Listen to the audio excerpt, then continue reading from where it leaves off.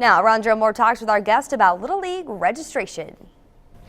We are so glad to have Brian Cheshire here with us today to talk about the West Terre Haute Little League registration. So what's going on there with it, Brian?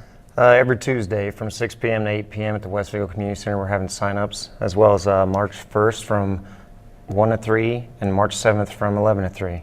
Okay. And so what do people need to know in terms of when they can sign up, in terms of the times and costs for registration? As far as the cost, T-ball starts out at $50.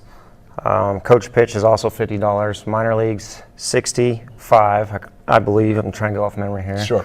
And major league and intermediate, $65 as well. Sure. And if people, that's a lot of information. If people want to get that information, either from somebody or maybe in a written form, what can they do? Can they call up a certain place or a specific place? The best thing I can recommend is go to our Facebook page at West Terre Haute Little League, and it's pretty up to date, and they can ask questions. It's constantly updated, so. Sure. That's their best route. It's hard to think about it right now because we're in the dead of winter, but it's good to get an early jump on this type of registration, right? Absolutely. The more opportunities we can afford for parents to get over there, and like you said, in inclement weather like this, it's tough to get signed up sometimes, so we try to have as many as possible and keep opportunities open for children. Well, Brian, I wanted to talk about it. We were talking a little bit earlier. There's some changes this year to who can sign up and where they can sign up. Talk a little bit about that.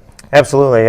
With Terre Haute South, they weren't able to renew their charter, so it opened up a big option for us, and we now can host 14 of the schools in the local Vigo County to come register at our ballpark. That's absolutely fantastic. So what this means is that more people will be allowed to play at that ballpark, and that's really, really cool for people who maybe didn't get a chance last year but want to get a chance this year. Absolutely. We just want them to know for parents and children both that they have options available, and they're more than welcome to come to our park. Sounds fantastic. Again, their Facebook page is the best way to get all of that information. And again, we're talking about March the 1st and March the 7th.